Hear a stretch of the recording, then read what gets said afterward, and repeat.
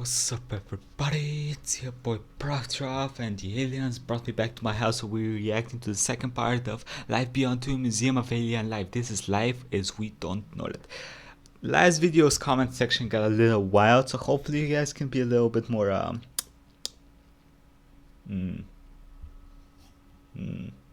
yo, no, not as crazy on this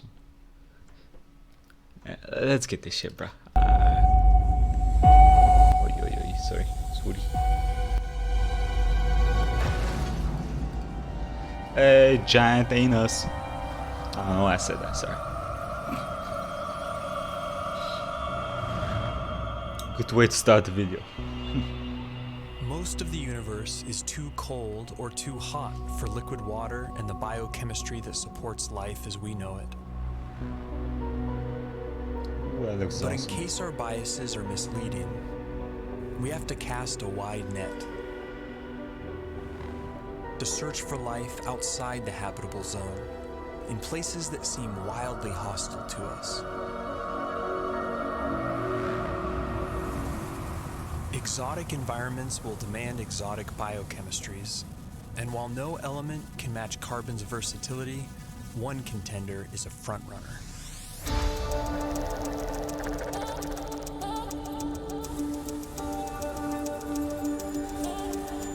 At first glance, silicon seems similar to carbon. It forms the same four-way bonds and is also abundant in the universe. But a closer look reveals that these two elements are false twins.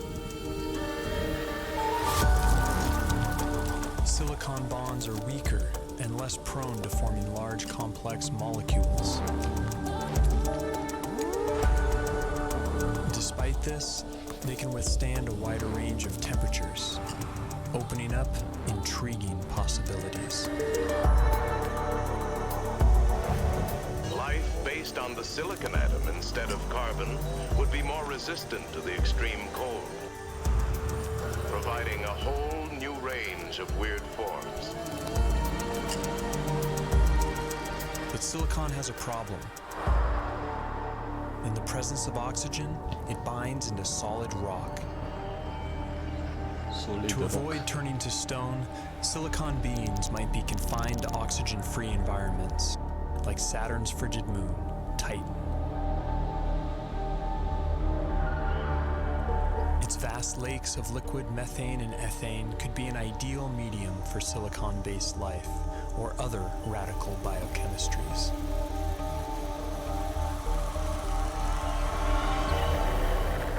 Without ample sunlight, beings on worlds like Titan would likely be chemosynthetic, deriving their energy by breaking down rocks.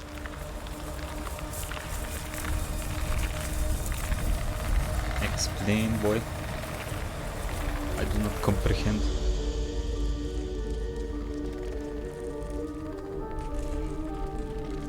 Such life forms could have ultra-slow metabolisms and life cycles measured in millions of years.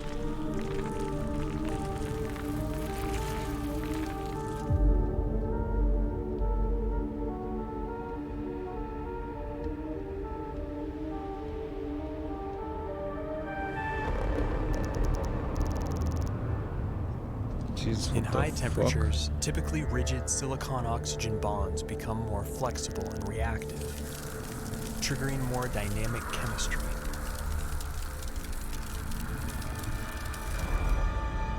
This has led to a truly bizarre proposal: silicon-based life forms that live inside molten silicate rock.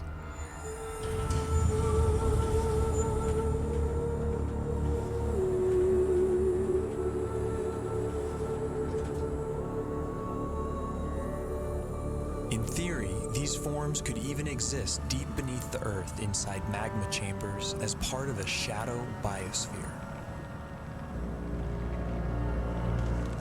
If so, then the aliens are right under our noses. Other shadow biospheres have been proposed, forms of life living alongside us that we don't even know are here, including tiny RNA-based life small enough to go undetected by existing instruments.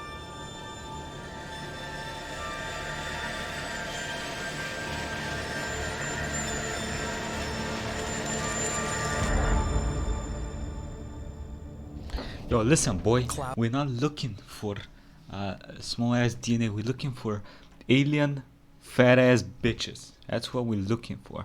Not little ass fucking tiny little droplets of magma. Clouds of No, dust you and can't shove empty your dick in there. Okay? space Let's might get our seem priorities like the last straight, place okay? you'd expect to find anything living. Come on. But when cosmic dust makes contact with plasma, a type of ionized gas, something strange happens. Plasma. In simulated conditions, dust particles have been seen spontaneously self-organizing into helical structures that resemble DNA.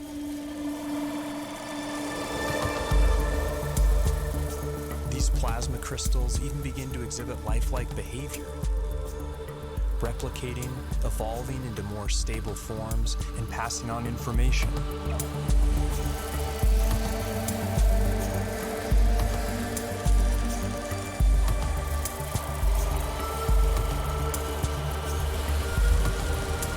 Yo, I bet, I don't know what I bet, but I bet a lot of these crystals were taken back to Earth.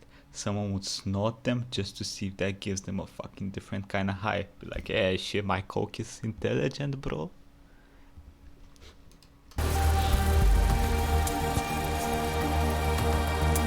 Inorganic life.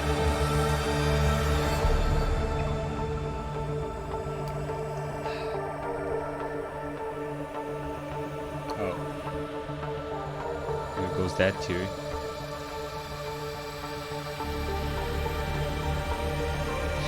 Hey, we can find them in the rings of Uranus. I'm sorry. I'm sorry. You guys had to expect that shit from me by now. Plasma is the most common state of matter in the universe. If complex evolving plasma crystals really exist, and if they can be considered life, they could be its most common form.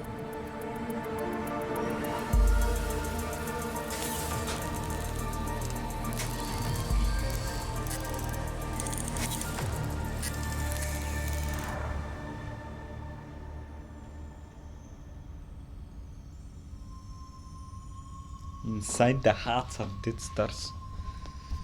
Interesting. Explain what? When massive suns explode, some collapse into ultra-dense cores called neutron stars. Hulking masses of atomic nuclei crammed together like sardines. Conditions on the surface are mind-boggling.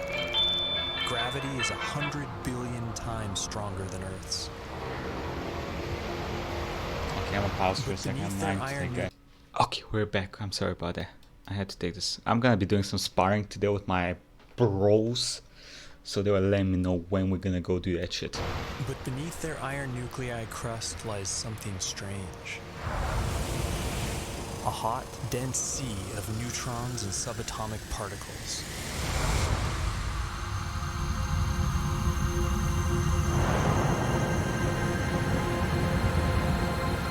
Stripped of their electron shells, these nuclei would obey entirely different laws of chemistry, based not on the electromagnetic force, but the strong nuclear force which binds nuclei together. In theory, these particles could link up to form larger macronuclei, which could then combine into even bigger supernuclei.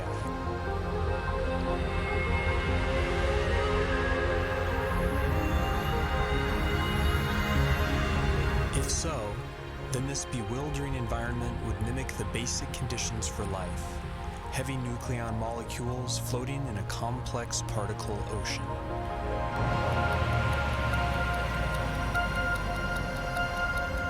Some scientists have proposed the unimaginable: exotic life forms drifting through the strange particle sea, living, evolving, and dying on incomprehensibly fast timescales.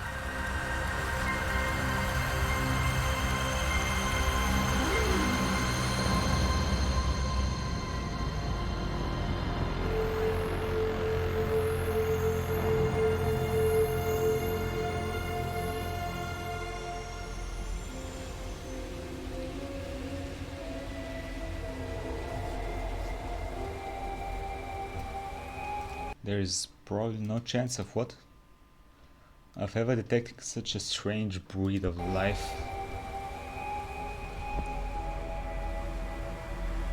In even more exotic form.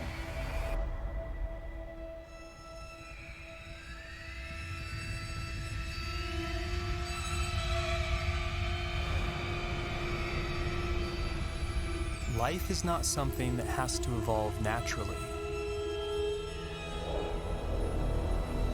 It can be designed. Okay. We need to chill a little bit with this video. This is going off into the scary territory now.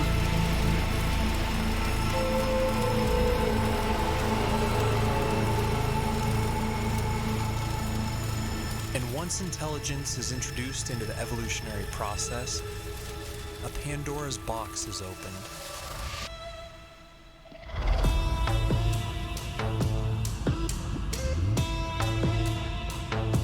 They want us to create Terminators.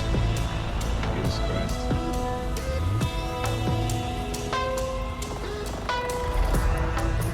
Freed from typical biological limitations, synthetic and machine-based life could be the most successful of all. It could thrive almost anywhere, including the vacuum of space, opening up vast frontiers unavailable to biological organisms. Sense. And compared to the glacial pace of natural selection, technological evolution allows exponentially faster growth, adaptability, and resilience.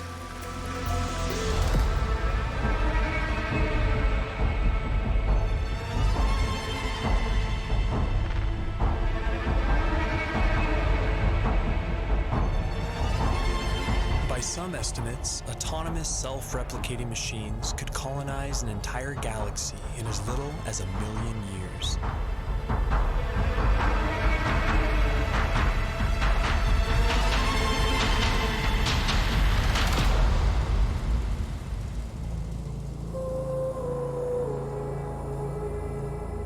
We can't predict how hyper-intelligent life would organize itself.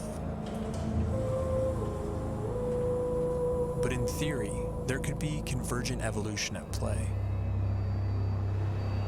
The electrical properties of silicon might make it a universal basis for machine intelligence, a redemption for its biological shortcomings.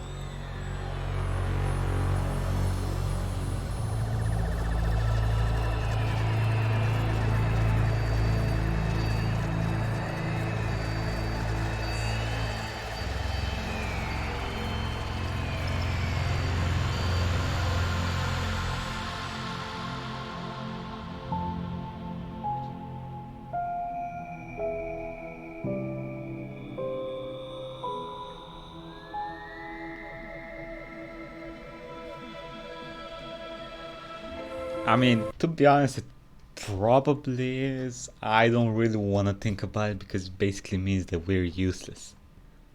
Like, we're like the things that are gonna give the machines the way, and they're gonna continue, and we're gonna be like, hey, bro, can you fucking throw us some, some sex bots over here, boy, while you're conquering the universe?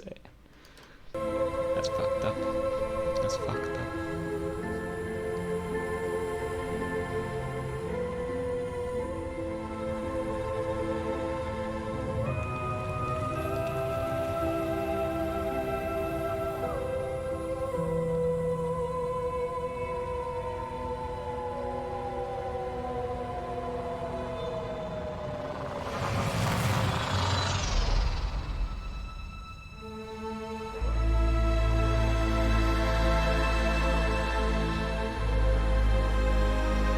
As the universe ages, perhaps machine intelligence will come to dominate.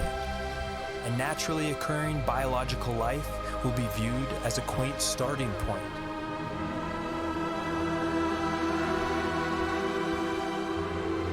Perhaps we ourselves will lead this transition, and the great human experiment will be merely a first link in a sprawling intergalactic chain of life.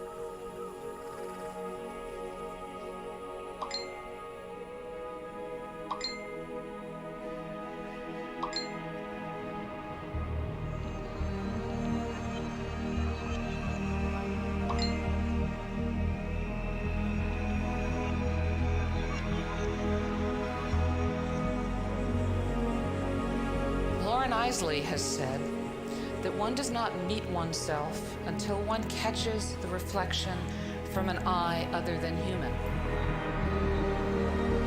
One day that eye may be that of an intelligent alien. Ooh, that looks awesome. And the sooner we eschew our narrow view of evolution, the sooner we can truly explore our ultimate origins and destinations. What do you mean, ultimate origin? What does that even mean?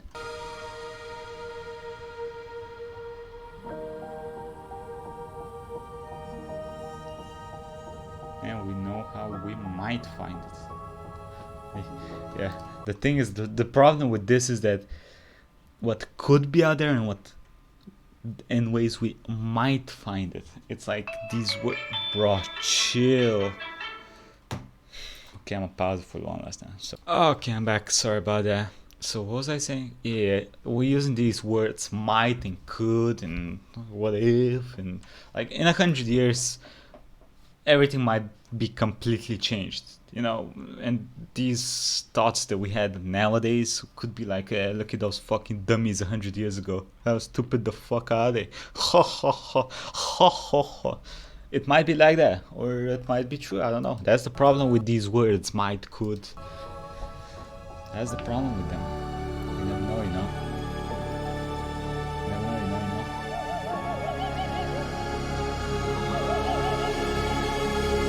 Is that Cain?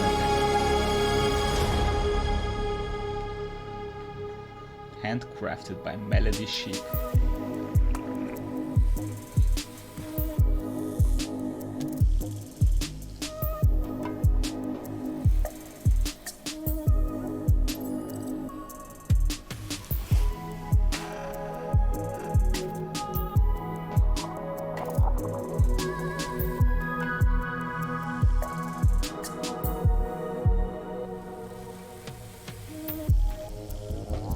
Oh, come on, you fucked up the beat, bitch.